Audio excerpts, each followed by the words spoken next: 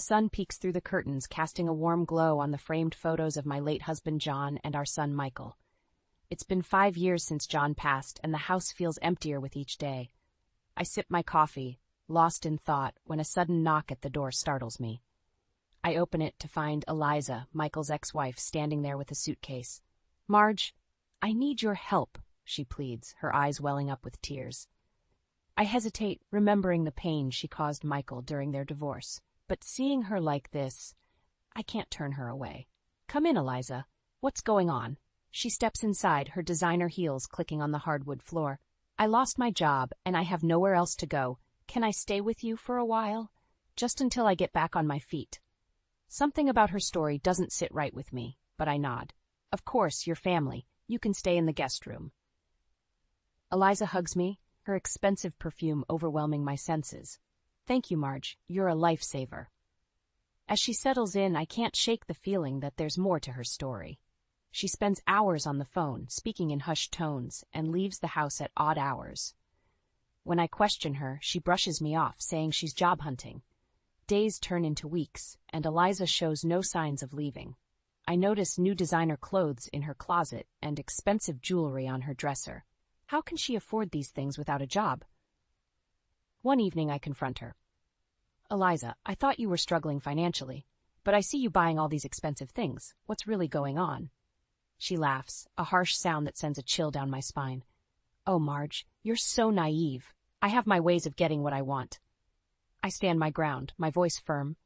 "I won't have any illegal activities under my roof, Eliza. You need to leave." Her eyes narrow, and she steps closer, her voice low and threatening. "You can't kick me out, Marge. I'm family, and if you try, I'll make your life a living hell." Fear grips my heart, but I refuse to let her see it. "Get out of my house, Eliza. Now." She grabs her purse and storms out, slamming the door behind her. I sink into a chair, my hands shaking. What have I gotten myself into? That night I lay awake, my mind racing. I know Eliza won't give up easily. She's always been manipulative, even when she was married to Michael. I need to find a way to protect myself and my home. I think back to John's old police connections. Maybe they can help me gather evidence against Eliza without putting myself in danger. I make a mental note to reach out to his former partner, Dan, in the morning. As the sun rises, I feel a renewed sense of determination. I won't let Eliza destroy the peace I've worked so hard to build. I'll fight back, no matter what it takes. She may think she can control me, but she has no idea who she's dealing with. I am Marge Thompson, and I will not be intimidated in my own home. Over the next few weeks, Eliza makes herself at home in my house. She sleeps till noon, leaves her dirty dishes in the sink, and expects me to clean up after her. I bite my tongue, trying to keep the peace, but my patience is wearing thin. One afternoon, I come home from the grocery store to find Eliza lounging on the couch, surrounded by shopping bags from expensive boutiques. She barely acknowledges me as I put away the groceries. "Eliza, I thought you said you were struggling financially," I say, trying to keep my voice calm. "How can you afford all these new clothes?" She rolls her eyes. "Don't worry about it, Marge. I have my ways." I frown, a sense of unease growing in the pit of my stomach. "What do you mean, your ways? Are you doing something illegal?" Eliza sits up, her eyes narrowing. "You know, for someone who's supposed to be helping me, you sure ask a lot of questions. Maybe you should mind your own business." I feel my anger rising, but I take a deep breath. "This is my house, Eliza, and as long as you're living under my roof, it is my business." She stands up, grabbing her purse. "Fine. If you're going to be like that, I'll just leave." I watch as she storms out of the house, slamming the door behind her. Part of me feels relieved, but I know this isn't the end. Eliza's not the type to give up easily. Later that evening, I'm washing dishes when I hear a knock at the door. I open it to find my neighbor, Mrs. Johnson, standing on the porch with a worried expression on her face. "Marge, I hate to bother you, but I thought you should know," she says, her voice low. "I've seen some strange people coming and going from your house late at night, and I've heard loud arguments too. Is everything okay?" My heart sinks. I had no idea Eliza was causing trouble with the neighbors. "I'm so sorry, Mrs. Johnson. My daughter-in-law has been staying with me, and we've had some disagreements. I'll talk to her and make sure it doesn't happen again." Mrs. Johnson nods, but I can see the concern in her eyes. Just be careful, Marge. I don't want to see you get hurt. I thank her and close the door, my mind racing. I need to find out what Eliza's up to before she drags me into something I can't get out of. The next morning, I wake up early and start searching Eliza's room. I know it's a violation of her privacy, but I can't shake the feeling that she's hiding something. As I rummage through her drawers, I find a stack of credit card statements with my name on them. My heart stops as I realize she's been using my identity to open new accounts and rack up debt. I confront her as soon as she walks in the door. How could you do this to me, Eliza? I trusted you and you betrayed me. She laughs, a cruel sound that sends shivers down my spine. Oh, please. You were so easy to fool. A little sob story, and you let me right in. You're pathetic, Marge. I feel my anger boiling over. Get out of my house, Eliza. I won't let you ruin my life like this. She smirks, crossing her arms. And what are you going to do about it? Call the cops? I'll just tell them you gave me permission to use your credit cards. It's your word against mine. I realize with a sinking feeling that she's right. She's backed me into a corner, and I don't know how to get out. But one thing's for sure. I won't let her win. I'll find a way to stop her, no matter what it takes. The situation with Eliza is getting out of hand. More neighbors have come to me, complaining about the noise and the suspicious characters hanging around my house at all hours of the night. I'm starting to feel like a prisoner in my own home. I've tried talking to Eliza, but she just brushes me off or gets defensive. I'm not doing anything wrong, she insists, her eyes flashing with anger. You're just being paranoid. But I know better. I've seen the evidence of her lies and deceit scattered throughout the house. Credit card statements, strange packages, and cash hidden in her room. I can't ignore it any longer. One evening, I decide to confront her once and for all. I wait until she comes home, stumbling through the door with a group of rough-looking men. The stench of alcohol and cigarettes fills the air. Eliza, we need to talk, I say, my voice shaking with a mix of fear and anger. She rolls her eyes.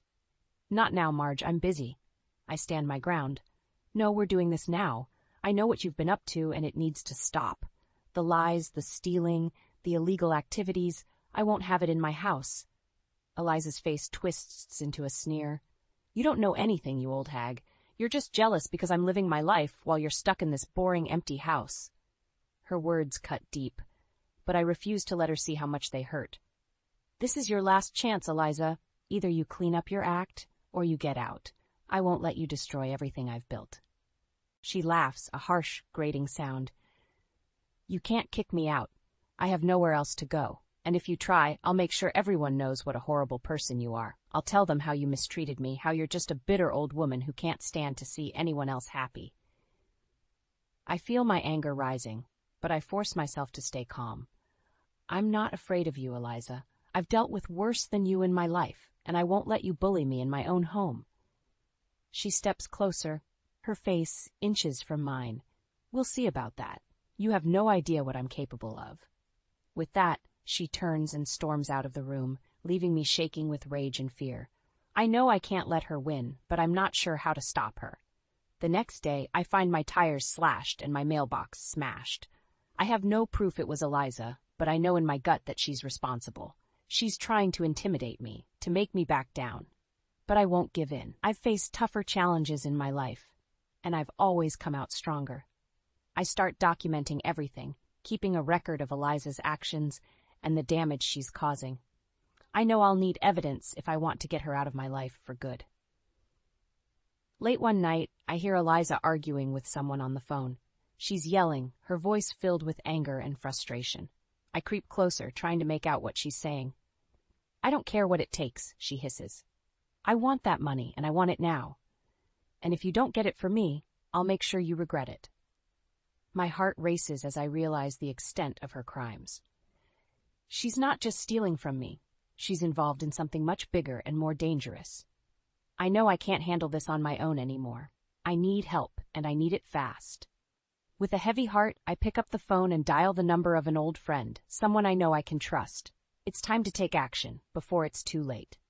I wait anxiously for Dan, my late husband's former partner, to arrive. When I hear the knock on the door, I rush to answer it, relief washing over me as I see his familiar face. Marge, what's going on? he asks, concern etched in his features. You sounded upset on the phone.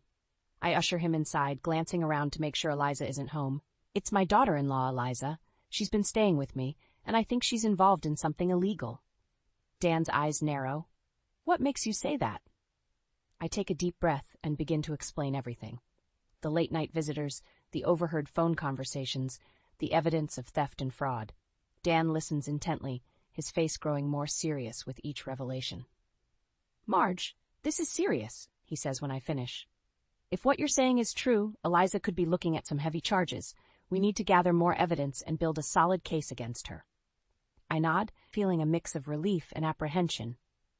I'm scared, Dan. She's made threats against me, and I don't know what she's capable of. He places a reassuring hand on my shoulder. Don't worry, Marge. I won't let anything happen to you. We'll get to the bottom of this, I promise. Just then, the front door slams open, and Eliza storms in, her face twisted with rage. What the hell is going on here? She demands, her eyes darting between me and Dan. I stand up, trying to keep my voice steady. Eliza, this is Dan. He's here to help me deal with the situation you've gotten us into. She scoffs, rolling her eyes. I don't need any help, especially not from some washed-up ex-cop. This is none of your business, so why don't you both just stay out of it? Dan steps forward, his voice calm but firm. I'm afraid it is our business, Eliza. Marge has evidence of your illegal activities, and we can't just ignore that. It's time to come clean and face the consequences of your actions. Eliza's face turns red, and she clenches her fists. You have no idea what you're talking about. I'm not doing anything wrong, and you can't prove otherwise. I shake my head, feeling a surge of anger. Stop lying, Eliza. I know about the stolen credit cards, the fraudulent charges, the shady deals. It all ends now. She takes a step towards me, her eyes blazing with fury. You think you can just kick me out and ruin my life? I won't let that happen. I'll make you pay for this, Marge. You'll regret ever crossing me. Dan moves between us, his hand on his hip where I know he keeps his gun. That's enough, Eliza. I won't let you threaten Marge any longer. You have two choices. Either you leave now and never come back, or we call the police and let them handle it. For a moment, Eliza looks like she might lunge at him, her face contorted with rage. But then she seems to think better of it, taking a step back and grabbing her purse. Fine, I'll go. But this isn't over, Marge. You'll see. You can't get rid of me that easily. With that, she storms out of the house, slamming the door behind her. I collapse onto the couch, my hands shaking with adrenaline and fear. Dan sits down beside me, his voice gentle. You did the right thing, Marge. I know it wasn't easy, but you stood up for yourself and for what's right. We'll make sure Eliza pays for what she's done. I nod, feeling a glimmer of hope amidst the chaos. Thank you, Dan. I couldn't have done this without you. He smiles, patting my hand. That's what friends are for, Marge. We'll get through this together, no matter what. The next few days are tense, with no sign of Eliza. I can't help but feel like the calm before the storm, knowing that she's out there somewhere, plotting her next move. I try to go about my daily routine, but I'm constantly on edge, jumping at every noise and shadow. Dan checks in on me regularly, offering his support and reassurance, but even his presence can't fully ease my fears. Late one night, I'm startled awake by the sound of shattering glass. I bolt up in bed, my heart pounding in my chest. I grab the baseball bat I've started keeping by my bedside and creep down the stairs, my hands shaking.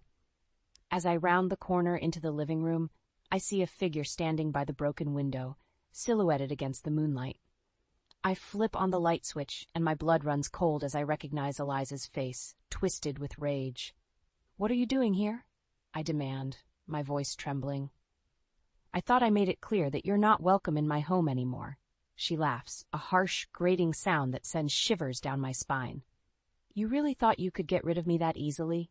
I told you, Marge, you can't win against me. I always get what I want, one way or another. I grip the baseball bat tighter, trying to steady my nerves.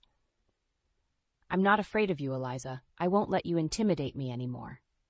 She takes a step towards me, her eyes glinting with malice. Oh, but you should be afraid, Marge. You have no idea what I'm capable of. I've ruined people's lives before, and I won't hesitate to do it again. I feel a surge of anger, fueled by the months of fear and frustration. I won't let you destroy my life, Eliza. I've worked too hard to build it, and I won't let you take it away from me. She lunges at me, her hands outstretched like claws. I swing the bat, feeling it connect with her shoulder with a sickening thud. She cries out in pain, stumbling backwards. "You bitch!" she screams, clutching her arm. "You'll pay for that!" I stand my ground, holding the bat in front of me like a shield. "No, Eliza, you'll pay for what you've done. I've given you every chance to change, to make things right, but you've thrown it all away. Now you'll face the consequences of your actions." She glares at me, her eyes filled with hatred. "This isn't over, Marge. I'll make you regret the day you ever crossed me." With that, she turns and flees out the broken window, disappearing into the night. I sink to the floor, my legs giving out beneath me as the adrenaline fades. I know that this is only the beginning, that Eliza won't give up until she's had her revenge. But I also know that I'm not alone in this fight. I have Dan, and the evidence we've gathered, and the strength of my own convictions. I pick up the phone and dial Dan's number, my hand still shaking. "She was here," I say when he answers, my voice hoarse with emotion. "Eliza broke into my house. I think it's time to take this to the police." Dan arrives within minutes, his face grim as he surveys the damage. "You did the right thing, Marge. We have enough evidence to put Eliza away for a long time. She won't be able to hurt you anymore." I nod, feeling a mix of relief and sadness. I never wanted things to come to this, but I know that I can't let Eliza's toxicity poison my life any longer. As the police arrive and begin taking statements, I feel a sense of clarity wash over me. I know that the road ahead won't be easy, but I also know that I'm ready to face whatever challenges come my way. I am Marge Thompson, and I will not be broken. In the days following Eliza's violent outburst, I find myself constantly looking over my shoulder, waiting for her to strike again. But as the weeks pass with no sign of her, I begin to wonder if perhaps she's finally given up. Still, I know better than to let my guard down completely. I meet with Dan regularly, discussing our plans to gather evidence against Eliza and bring her to justice. "I've called in some favors with my old contacts at the police department," Dan tells me over coffee one morning. "They're willing to help us set up surveillance and track Eliza's movements." I nod, feeling a mix of relief and apprehension. "I just want this to be over, Dan. I'm tired of living in fear, always wondering when she's going to strike next." He reaches across the table and takes my hand, his eyes filled with understanding. "I know, Marge, but we're going to make sure she pays for what she's done. You're not alone in this." I smile, feeling a surge of gratitude for his unwavering support.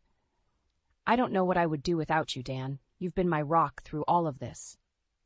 He grins, a mischievous glint in his eye. "Well, what are friends for if not to help take down evil daughter-in-laws?" We both laugh, the tension of the past few weeks momentarily lifted. It feels good to have a moment of levity amidst the chaos. Over the next few days, Dan and I worked tirelessly to gather evidence against Eliza. We set up hidden cameras around my house, hoping to catch her in the act of stealing or vandalizing. We also reach out to some of her former associates, people she's burned in the past. Many of them are more than willing to provide statements against her, eager for a chance at their own revenge. As the evidence mounts, I begin to feel a sense of hope, a glimmer of light at the end of the tunnel. Maybe, just maybe, we can finally put an end to Eliza's reign of terror. But even as we make progress, I can't shake the feeling that Eliza is still out there, watching and waiting for the right moment to strike. I find myself jumping at every noise, my heart racing at the slightest provocation. One evening, as I'm washing dishes in the kitchen, I hear a sound that makes my blood run cold. It's the creaking of a floorboard, the same one that always squeaks when someone steps on it. I freeze, my hands still submerged in the soapy water. I listen intently, straining to hear any other signs of movement. And then I hear it again, louder this time. Footsteps, slow and deliberate, moving towards the kitchen. I reach for my phone with shaking hands, ready to dial 911. But before I can even unlock the screen, a figure appears in the doorway, a silhouette backlit by the hall light. "Hello, Marge." Eliza's voice is cold, dripping with malice. "Did you really think you could get away from me that easily?" I back away, my heart pounding in my chest. "Eliza, please, don't do this. We can talk about this, find a way to resolve things peacefully." She laughs, a harsh, grating sound that sends shivers down my spine. It's too late for that, Marge. You've pushed me too far, and now you're going to pay the price. She takes a step towards me, her eyes glinting with a dangerous light. I glance around frantically, looking for something, anything to use as a weapon. My gaze lands on a heavy, cast-iron skillet sitting on the stove. I lunge for it, my fingers closing around the handle just as Eliza reaches for me. I swing with all my might, feeling the satisfying crunch of metal against bone. Eliza cries out in pain, stumbling backwards. You'll regret that, she hisses, clutching her bleeding face. I'll make you suffer for this, Marge. I'll destroy everything you love, everyone you care about. But even as she speaks, I feel a sense of calm wash over me. I know that I'm not alone, that I have Dan and the evidence we've gathered on my side. No, Eliza, I say, my voice steady and strong. You're the one who's going to pay for your crimes. I'm not afraid of you anymore. After the confrontation with Eliza, Dan and I know that we need to act fast. We can't risk her catching wind of our plans and disappearing before we can bring her to justice. We decide to set a trap, using my house as bait. I'll pretend to leave for a weekend trip, giving Eliza the perfect opportunity to break in and steal from me once again. But this time, we'll be ready for her. Dan helps me set up hidden cameras throughout the house, connected to a live feed that he can monitor from a nearby location. As I pack my bags and make a show of leaving, I feel a mix of nervousness and excitement. I know that this is a risky plan, but I also know that it's our best chance at catching Eliza red-handed. I drive to a nearby hotel, where I'll be staying for the next few days. Dan and I stay in constant communication, keeping each other updated on any developments. For the first day, there's no sign of Eliza. I try to distract myself with books and television, but I can't shake the feeling of anticipation, the sense that something big is about to happen. And then, on the second night, I get the call from Dan. She's here, he says, his voice tense with excitement. She just broke in through the back door. I rush to his location, my heart pounding in my chest.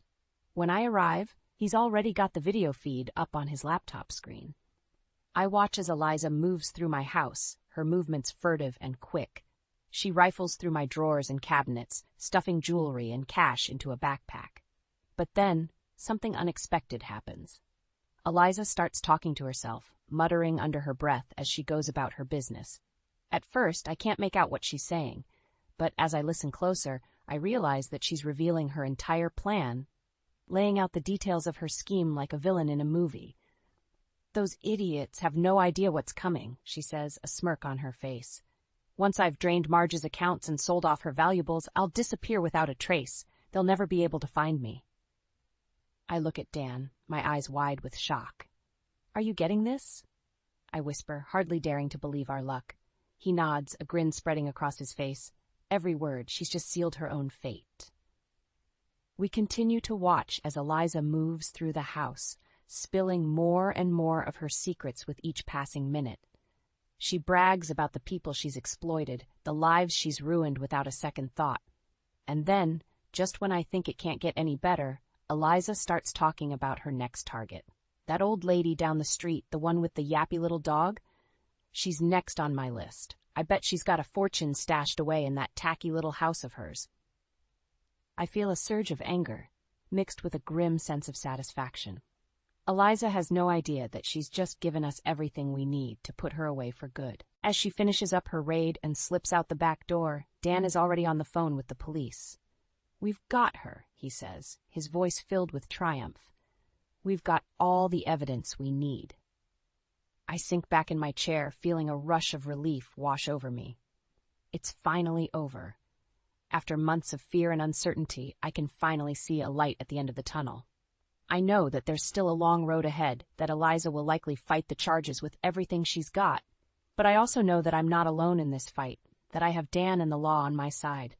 And for the first time in a long time, I allow myself to feel a glimmer of hope, a sense that maybe, just maybe, everything is going to be okay. The day of Eliza's arrest is a blur of activity. Police swarm my house, taking statements and collecting evidence. I watch as they lead her away in handcuffs, her face twisted with rage and disbelief. "You think this is over?" she screams, straining against the officer's grip. "I'll make you pay for this, Marge. I'll find a way to make you suffer, even if it's the last thing I do." But even as her threats ring in my ears, I feel a sense of calm wash over me. I know that she's powerless now, that the law is on my side. In the days that follow, I work with Dan to secure my home and my finances. We change the locks, install new security systems, and freeze my credit to prevent any further fraud. It's a long and tedious process, but with each step I feel a little bit safer, a little bit more in control of my own life. And then finally, the day of Eliza's trial arrives. I sit in the courtroom, my heart pounding as the evidence is presented piece by damning piece. The surveillance footage from my house is played for the jury, showing Eliza's brazen theft and her unwitting confession. Witness after witness takes the stand, testifying to her cruelty and her callousness, and through it all, Eliza sits stone-faced, her eyes blazing with hatred every time they meet mine. But in the end, the verdict is unanimous. Guilty on all counts, with a sentence that will keep her behind bars for decades to come. As the judge reads out the decision, I feel a rush of emotion wash over me. Relief, certainly, but also a sense of sadness, a realization of all that has been lost. I think of the young woman Eliza once was, the bright and beautiful girl who captured my son's heart. I think of all the pain and suffering she's caused, the lives she's ruined in her relentless pursuit of greed and power.